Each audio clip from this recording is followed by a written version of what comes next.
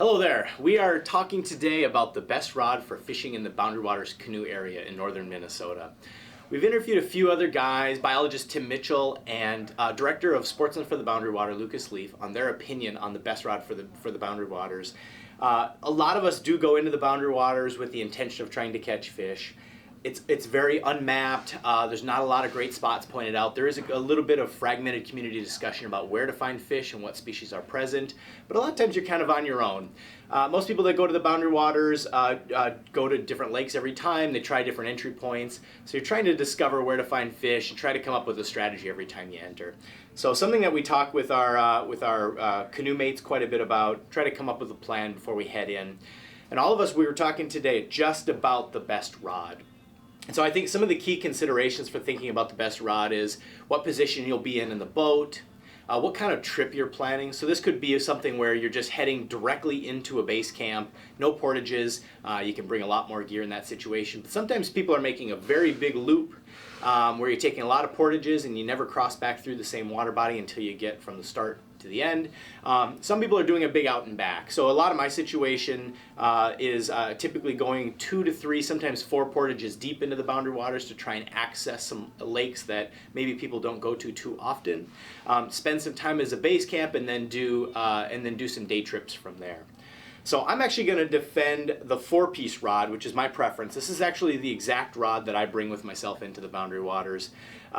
Interestingly enough, all 3 of us picked a St. Croix Triumph rod, but we all brought a different perspective to the whole process. So where I chose the St. Croix Triumph that breaks down into a 4-piece travel pack, biologist Tim Mitchell, who you'll hear from a little bit later in this video, chose to bring a full 1-piece, and you'll hear his justifications in defense of the 1-piece. Hello, my name is Tim Mitchell. I grew up in Minnesota and grew up doing a lot of canoe wilderness fishing, canoe wilderness camping, and so I do at least annual trips to the Boundary Waters in Quetico and other wilderness canoe lakes, and so I'm going to talk a little bit about my style of fishing. Often when I'm going into the Boundary Waters in Quetico, I am covering a lot of water, a lot of portages, maybe going to some lake where I'm leaving a lot of the crowd behind by paddling and portaging, doing a lot of hard paddling and portaging to leave a lot of people behind.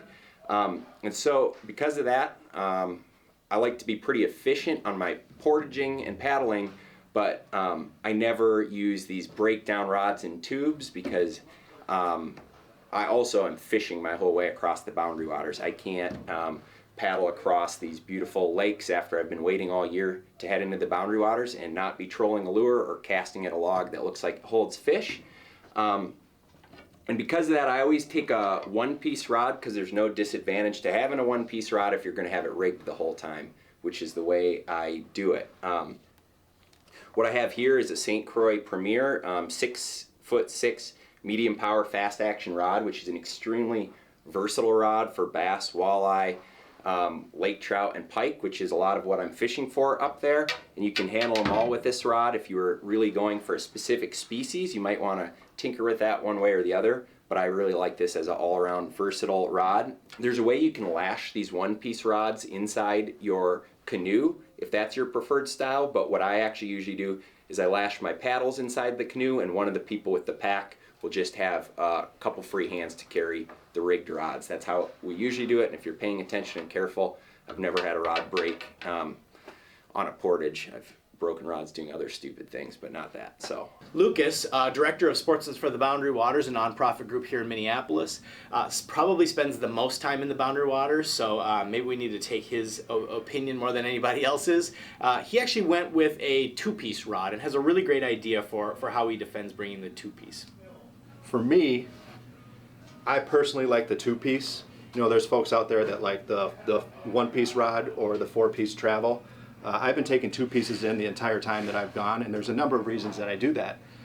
One is I prefer to be able to pack my rods into a rod case or rod case holder while we're portaging. And portaging means you're carrying all your gear across from lake to lake and also able to strap it into a canoe or carry it by hand, right? Second is, you know, when you're in camp, if you have a one-piece rod, you're laying it up against a tree or whatever, it can fall down, you're camping with other folks that might step on it, break some eyelets. So that's a tough situation too. So I really prefer the two-piece rod. It's easy, it's packable. You can take it and you can pop it together real quick if you actually want to troll or cast on your way in or in between campsites or while you're out for the day. For me, I don't like to go too crazy with how much I spend on a rod just because I'm a little hard on my gear, and so is the Boundary Waters. So I prefer something like this St. Croix Triumph medium light. It's a 6.6 fast action rod, roughly about $100. St. Croix is out of Wisconsin, so local space that I like to support as well. And it's just, for me, the best way to go about taking a rod to the Boundary Waters. All right, so my preference for taking a rod into the Boundary Waters is this 4-piece St. Croix Triumph.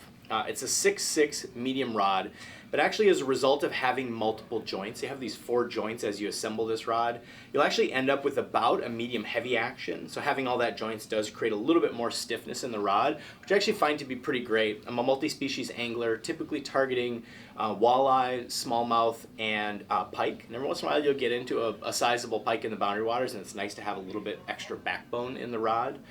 A big consideration for myself is I'm typically in the back of the boat, so I'm the steerer. While you're steering, you can have a really hard time trying to keep a line in the water.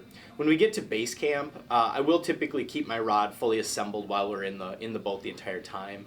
And if I'm actually positioning the boat or trying to help the front of the canoe angler stay straight against the bank or whatever area that he's targeting, I will keep my foot kind of on my rod and kind of prepped against the canoe, so I am constantly fishing.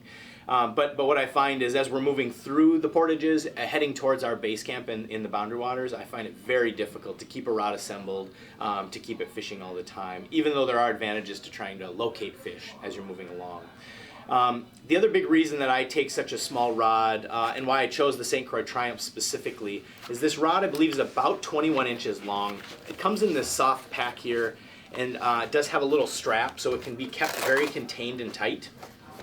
The great thing about this is I use a Granite Gear Superior 1 portage pack. I think the dimensions on that are 25 by 20 by 11, and so you're looking at pretty sizable width and also height. So what I will typically do is this rod fits perfectly right on top of all of my gear, so it's easily accessible to myself. So the fact that it's just about the exact width of my pack works great for me. So that's why I chose this one specifically. One of my goals when I head into the Boundary Waters is keeping everything in one pack. There are a lot of people that keep a lot of loose ends in the canoe. I think that's fine. As I've spent more and more time in the Boundary Waters, I've constantly refined my list, where I've tried to reduce all of my gear down to a single pack, no loose items in the boat, and so that includes my rod. I want to have that constantly packed, and I keep it packed while we're getting to the next launch. So the person that's typically in the front of my canoe will keep a 1-piece or a 2-piece fully assembled. They'll troll along the way or fish along the way, will ease on to the next portage, and they constantly fish, but I keep everything packed and I wait until we get to base camp. Lastly, I have taken full 1-piece rods into the Boundary Waters. I think it works fairly well, and it gives you much more access if fishing really is your top priority. I'm there for the beauty, I'm there for the covering water. I really like to see and move and change throughout the map. I actually have done some bushwhacking where we've gone to lakes that are not accessible by canoe, and instead of breaking my rod down before I go, the line's already run through the eyelets. It's hard to take the reel on and off every time you move. I actually left this rod fully assembled, left the line on, walked through the woods, and caught my tip on a tree, broke it, and my fishing was pretty much done for the year, or for the trip that time. So I typically play it safe. I keep it all rolled up in something that's about the size of my pack. This Triumph 4-piece works really great for that. It's about a $155 price point. And then typically what I would do is I bring a Daiwa Legalis. I use this even when I'm not in the Boundary Waters, so it's a reel that works great for me. I believe that it's about the best dollar for dollar option on the market. If you loosen up that side, that thing will collapse down. I keep it spooled with an 8 or 10 pound monofilament line, and then I'll stick this right in my pack. Everything's packed away. As soon as I get to base camp, everything goes on, reassembles, and we're ready to fish for the rest of the trip.